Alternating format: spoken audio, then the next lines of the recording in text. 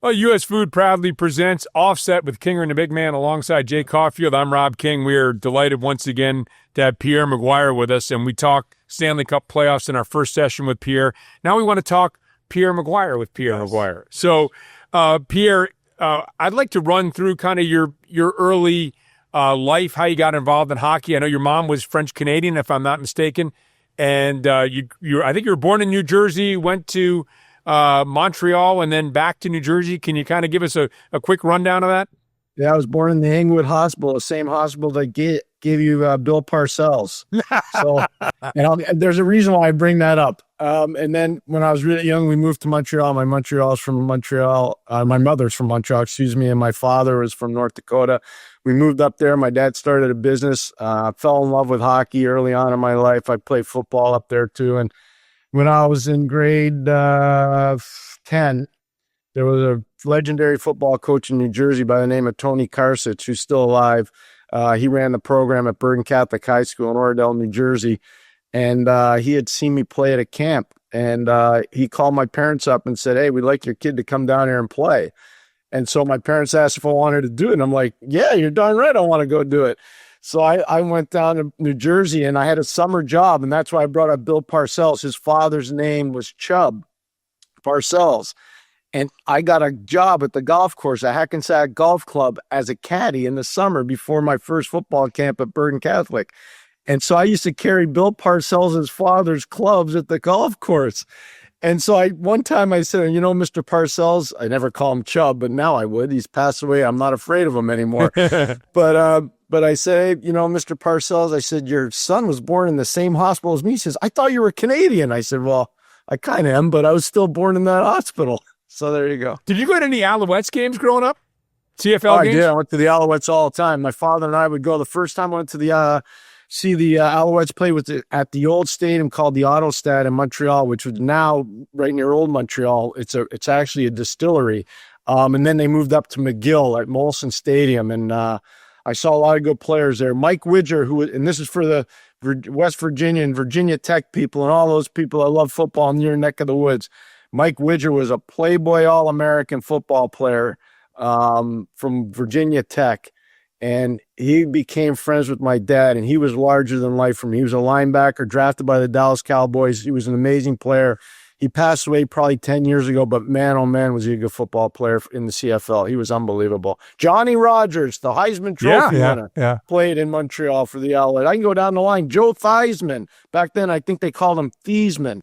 Joe Theismann was a quarterback for the Toronto Argonauts. Doug Flutie played for BC Lions in the Toronto Argonauts.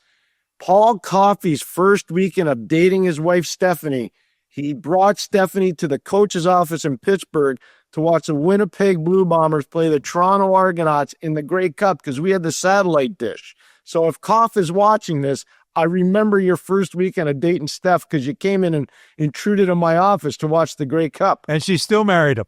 How about that? It's unbelievable. It's unbelievable.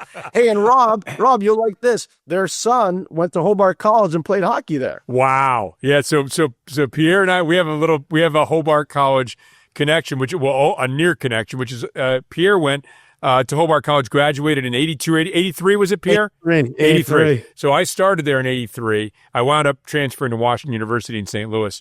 I hurt my knee, and that was the last straw for me.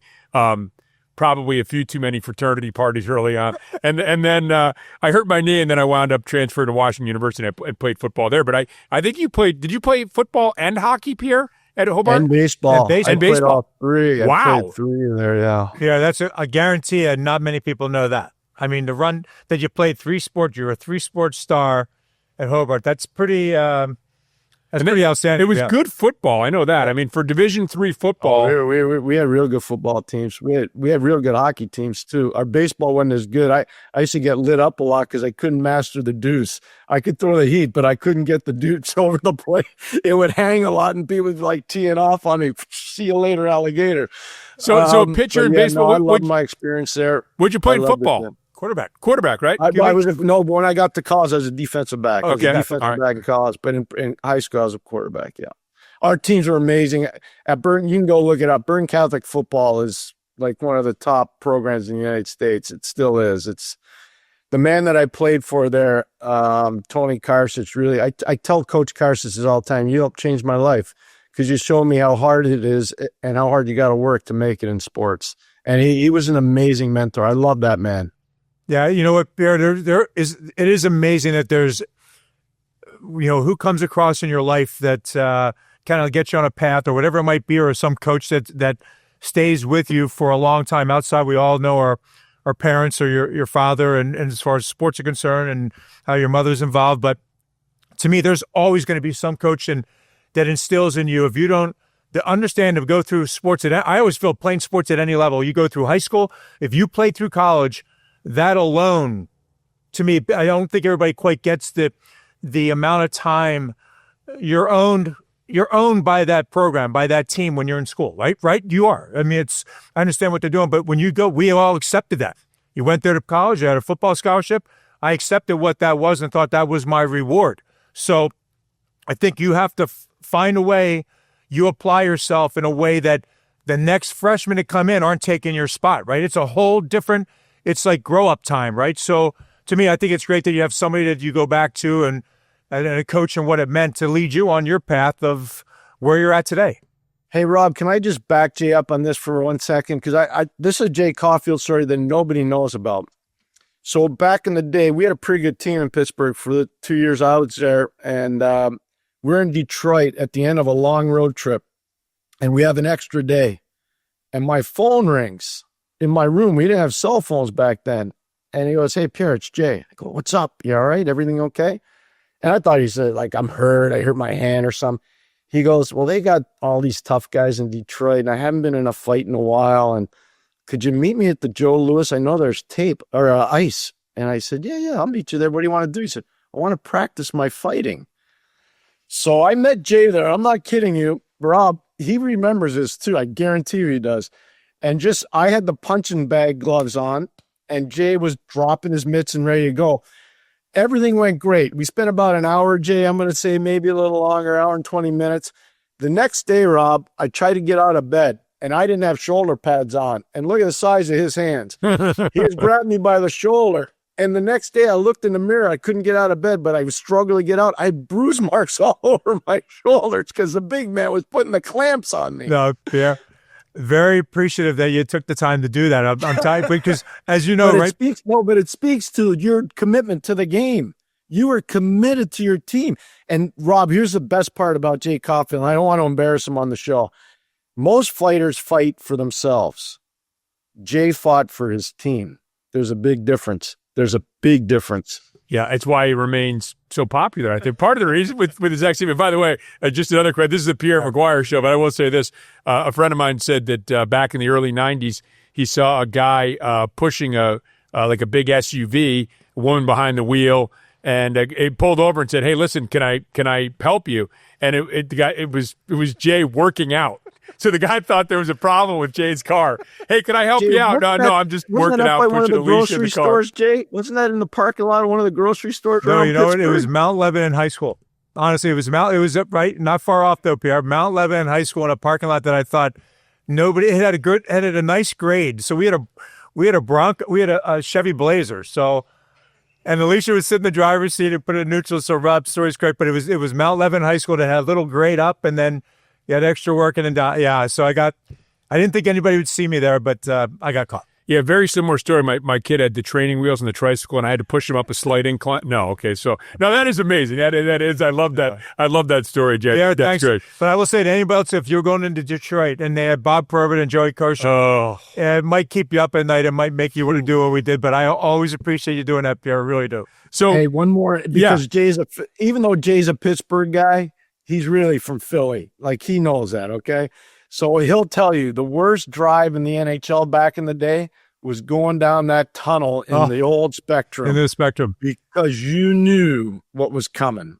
Right, Jay? You knew. Very true. Very, very true. Not a fun ride. There was something about that. I know. Really a different, it was a different, right? Different, I bet players over all the years would say what Pierre just said. It was a different, when you rolled into there, it was a different mindset. Right, Pierre? Oh, it was different. Everything, the coaches, the trainers, the players, like it was a way different deal than what it is now. It's way more civilized now. Back then it wasn't so civilized. And prior to your time with the Philly flu, right? Got 0-39 and 1, I think it was 0-39 and 4, whatever. It was a long stretch of games in which the Penguins never won in Philly. Well, Pierre LaRouche, Pierre LaRouche tells the greatest story about that, but that was the thing, right? Right, Pierre? The Philly flu, is Rob just mentioned. You go there and all of a sudden somebody's not in the lineup or whatever it might be. And so Pierre always would tell that story about it when he used to go in with the Rangers into Philly. And yeah, it was a different time, a different mindset, and certainly a different atmosphere. And you're right, Pierre, rolling down into that tunnel. Yeah, it's like you're going into the jungle, but it's what we were doing. You were going. We were. So Pierre, how did you meet Scotty Bowman, and was he an important guy for you to have met? Oh my gosh, Rob, where do I begin? So I was coaching at St. Lawrence University. I was young. I was 20. I think when I started at St. Lawrence, I was 26 or 27. And I was running a practice, and there was a gentleman sitting, and we had a magnificent rink at St. Lawrence, a major big-time hockey program called Appleton Arena. And there was a gentleman sitting there with a baseball hat and dark glasses on him. Like, that's weird. It must be a scout from a team. I couldn't recognize him.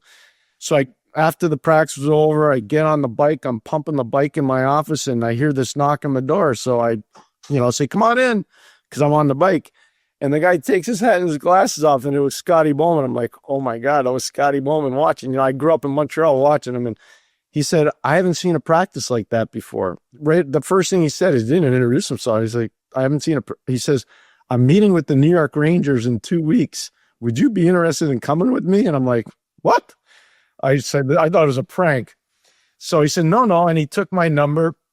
And he also said Mike Keenan because Mike was a St. Lawrence alum, Mike Keenan had told Scotty to go look at St. Lawrence for his daughter, Alicia, who was applying to schools. And Alicia Bowman ended up going to St. Lawrence for her first 2 years of school when I was coaching there. And Scotty didn't take the Ranger job, excuse me, Rob, but about 5 months later, I see this press conference from Pittsburgh. There's Craig Patrick, Bob Johnson, and Scotty Bowman sitting on a podium. And I'm not kidding you. I'm watching that on ESPN in my apartment in Canton, New York. Canton might have had 10,000 people population, maybe smaller. So I was about to go to the golf course, and my phone rings in my kitchen. I'm not kidding you. And it was Scotty. I said, hey, I just saw you do this press conference. He goes, yeah, it's good. He goes, tomorrow, there'll be a plane ticket for you at the Ottawa airport. You're going to fly to Toronto. You're going to meet me, and then we're flying to Vancouver. I want you to put together a list of the top players you've seen that are eligible for the draft this summer. You're coming to work for me in Pittsburgh. He didn't tell me or ask me. He told me. And that's how it happened. So I ran to my office. Forget the golf game. I went right to my office, and we didn't have computers. Like I'm telling you, you're doing all of this by hand. And I had seen Yarmir, and I'd seen all these, Dougie Waite. They were all part of this draft. Billy Guerin. Like, you go look at all the guys. Like, Ian Moran, who ended up being a Penguin. I saw all these players. I either had them in hockey school or I'd seen them play when I was on the road scouting. And I put together a list of the top 50 guys I had seen.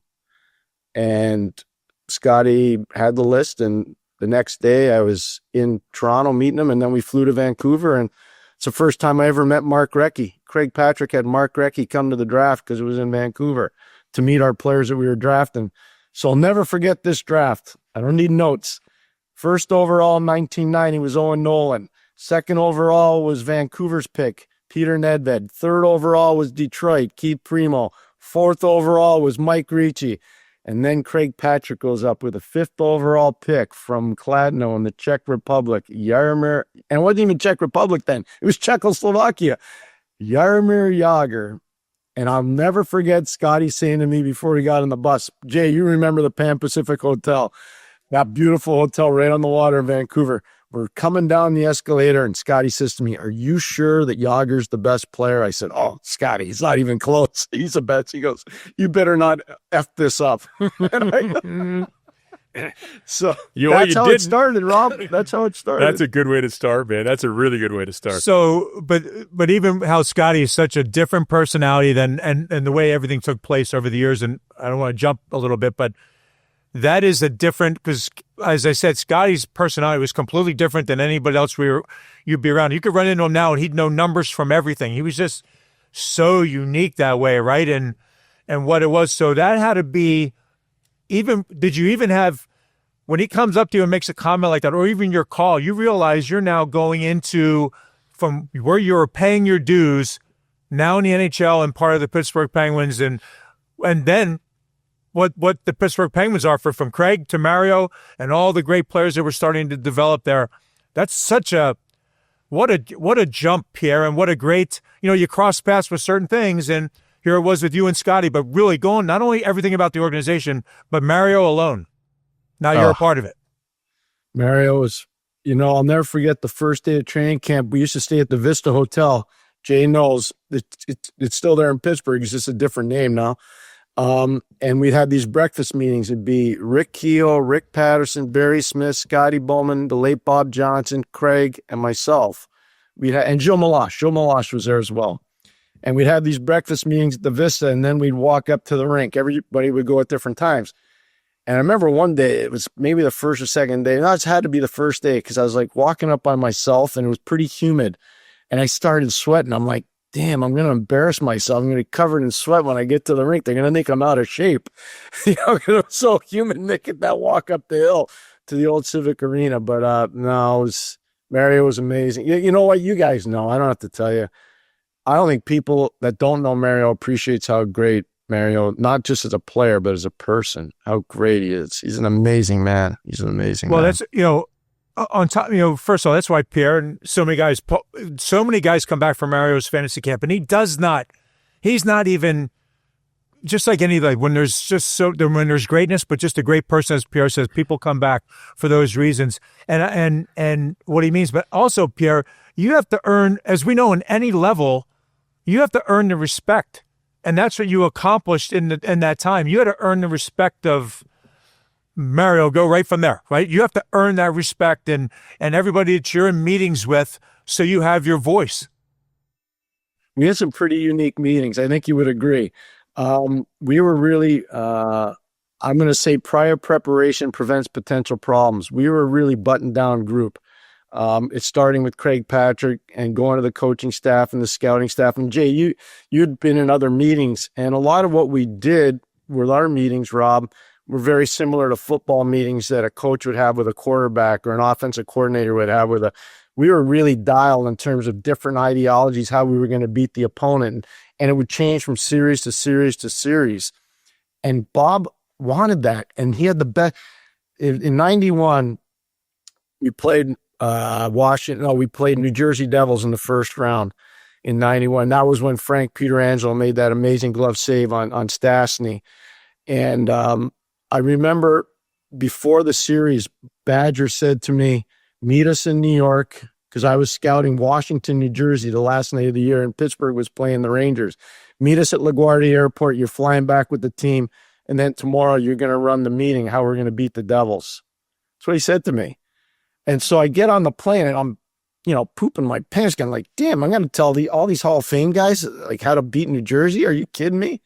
And we had a meeting, and right after the meeting was over, believe it or not, I flew over to Europe. Craig wanted me to go watch some players. A guy by the name of Peter Forsberg, a guy by the name of Kovalev, and a guy by the name of Naslin.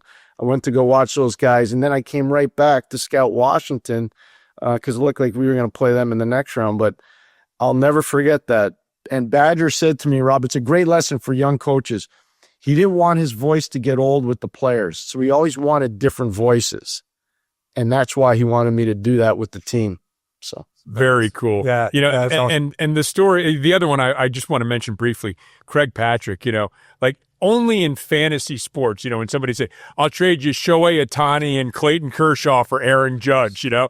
I mean, it doesn't happen in real life. Yeah. And it's harder now, I understand, with the salary cap, but the courage that Craig Patrick had to make the trade. I mean, it's easy to look back at that Ron Francis trade and say, Ron Francis, but Cullen was leading the league in scoring, if I'm not mistaken, at the time. And then the following year, I mean, think about, Recchi and Coffey go out, Tocchet and others come in. I mean, just the courage it took to make some of those moves is kind of amazing. Well, the dirty little secret on that, and Jay was on the team, the option line, that's what they were called, Recchi, Cullen, and Stevens, those guys were ripping the league apart. And that took a lot of courage to trade Johnny Cullen at that time. And the late Zarley Zalapsky was part of that deal as well. And there was a kid from Michigan State named Jeff Parker who was in the deal. And there was actually an NHL executive, Mike Milbury, who said publicly that the Hartford Whalers won the trade because they got Jeff Parker from Pittsburgh. I'm not kidding. You can go look it up. It's in the Boston Globe. So I was like, really, Mike? I never saw you at Michigan State. I don't even know if you know who Jeff Parker is. But anyways, we ended up winning that trade, obviously. And I think Jay can speak to this. Alfie, as much as Ronnie Francis was huge, Grant Jennings and Alfie Samuelson mattered a lot for our team. And what was really cool about that, and Jay, you remember, Jack Lambert used to come in the dressing room. The late Arnold Palmer used to come in the dressing room. Like, I'd be doing tapes, and there'd be this big hand on my shoulder. I turn around, it's Arnold Palmer. I'm like, hi, Mr. Palmer. How you doing? Wow. Like, what the heck's going on here? And Lambert, They all loved Alfie. They loved Alfie. They did. And Lambert was you have to just know him. He is exactly what he looks like in any film you've ever seen. He has the same demeanor and never changed. But for him to be in our locker room, yeah, he just loves his Michelob and just wants his space, but he did want to be in that locker room. And it was outstanding to see them all be in there for that. And Olfie was. Really, Rob, it was unbelievable. Like Jake could tell you. And then like Bobby Bonilla would come in, Bonds would come in. All these guys would be coming in, and they all wanted to be around Mario and Olfie. Yep. Like, everybody wanted to hang around those two guys. That's so awesome. So to get back to your career, you coached in Hartford, you scouted, you've worked in college, you've worked in pro, you've worked in the front office, you have a background yourself as a player. Did all of these things help you? And how did you move from that into hockey commentary? And did all these things help you, or was one more helpful for you as you moved into the hockey commentator world? I was coaching St. Louis's farm team down in Baton Rouge, Louisiana. And Mike Keenan had hired me to do that. And I really enjoyed that. Jay knows I really like working with players to try to make them better. And I got a call from a gentleman by the name of Ted Blackman, who has passed away. He was a legendary radio and TV guy in Montreal, legendary, big time. And he said, hey, it's Ted Blackman. I'm like, hey, Mr. Blackman, I grew up listening to you. He goes, yep. He goes, I was roommates with Mike Widger, and Mike Widger was this great football player that I was telling you about, played for the Montreal Alouettes. And he goes, I know Widger was friends with your dad. I said, yeah, he was friends with my dad. He goes, we're having problems with the Montreal Canadiens radio ratings. Would you be interested in auditioning? I said, well, I never thought about it. And this is what he told me. It blew me away. He said, we listened to some of your interviews from when you coached in Pittsburgh, Hartford, and Ottawa. And we think that would translate to you going on the radio and being a color analyst. So he said, if you pass the audition, we're going to offer you a job. So I came up from Baton Rouge at the end of the year to Montreal, visited with my parents, and they offered me the job like that day after the audition. And that's where it started. And then 2 years later, I was on national TV in Canada. I was doing Sports Illustrated. So that's kind of how it all started. It's awesome. It's awesome. So your experiences, though, and the guys you work with, Pierre, going through as you covered the NHL and I think your relationship with people, knowing what universities or what junior teams players played on, all those things. But who was, of all the guys that you did work with, who was play-by-play, what sticks out to you? Who's the one that you just had a great relationship with? Doc Emmerich was amazing to work with. Kenny Albert, amazing. Gordon Miller and Chris Cuthbert were phenomenal. I never had a bad experience with any of those guys, the play-by-play guys. They were unbelievable. I think the biggest thing you learn is different things from different people. Doc Emmerich's ability to prepare for a game, Jay, off the charts, just phenomenally off the charts. And you talk about identifying where guys come from. I'll use you as an example. You were a college football player. To do what you did to make the NHL is an unbelievable story. That should be celebrated. And I think in hockey broadcasting for the longest time, we got away from celebrating the story of the player. Who helped them? How did they get there? What was their parents' commitment? What school did they go to? What junior team did they play for? How come they evolved into this great player? And I tried to bring that, the sales, and where I learned that was the World Junior. We turned that into a Goliath in Canada, my partner and I, Gordon Miller. It became the highest rated TV show in Canada for 9 straight years. I'm not kidding you. And what we did is we made it a love-in. It was our bowl season in Canada.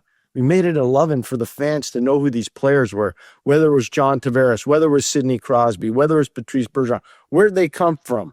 How come they're so good? How do they fit on this team? Talk about all their different personal stories, and I think that matters. I totally agree. And I mean, we saw it, especially, when the Penguins, winning all those cups and with Sidney Crosby, the attachment that the fan has to the player, not just the team, the player. They know their nicknames and they know a little something about them. I think that's 100% correct, Pierre. Well, thanks, Robert. And coming from you, I watch you and Jay all the time. Okay, like I'm an addict. I watch all the games. I'm proud to be part of the Pittsburgh Penguin alumni group. I made one mistake in my career. I don't even try to hide it. I never should have left Pittsburgh, but I left because I got paid a lot of money. So it was a mistake. It was a young guy mistake. It was. I was just turning 30, and we'd already won 2 cups as a group. And that next year they won the President's Trophy. I think about it now, and I made a mistake, but I did it. And you live and learn. You live and learn. I love my time in Pittsburgh. I'm so grateful for the opportunity there. And every time I get to go to Mario's camp, I think it's unbelievable to be there. It's a lot of good memories. Well, it has been phenomenal having you on. I only have about 400 more questions I could ask of Pierre McGuire. Throw one by. Go ahead. How about your son? What's your son up to after being in Northeastern? Fill us in real quick. What you got? Ryan's doing well. He's first taste of pro hockey this past spring. He really thrived. Thanks for asking, Jay. He's part of the Minnesota Wild organization right now. He's living and training in Iowa City right now. He's running hockey camps there. I told him, I said, Iowa City's more known for football than it is for hockey. He never played football past, I think, grade 8. I don't think his mom wanted him to, but that's okay. I kind of did, but that's okay. And he's doing great. He's unbelievable. I'm really proud of him. He loves it. He loves the journey. So he's on his way. We'll see how it turns out. Phenomenal. It's always cool to get paid to do something you love. You know what I mean? It's always cool. We want to thank One Team Media for of course, being with us and setting all this up. U.S. Foods for being our sponsor. We definitely want to thank Pierre McGuire. Pierre, it has been a real pleasure having you on. Thanks so much. Oh, my God. Rob, you have no idea how much respect I have for that guy sitting to your left. Just make sure he doesn't get his mitts on your shoulders. I know you're a big guy, too. Like, he's a powerful guy. Yeah, I'm not that big. Play. Thanks, he can still play, this guy. Hey, thank you. You guys had no idea how much fun I had. Thank you so much for having me. I really appreciate it. Thanks, Pierre, and thanks, everybody, for watching this edition of Offset with Kinger and the Big Man.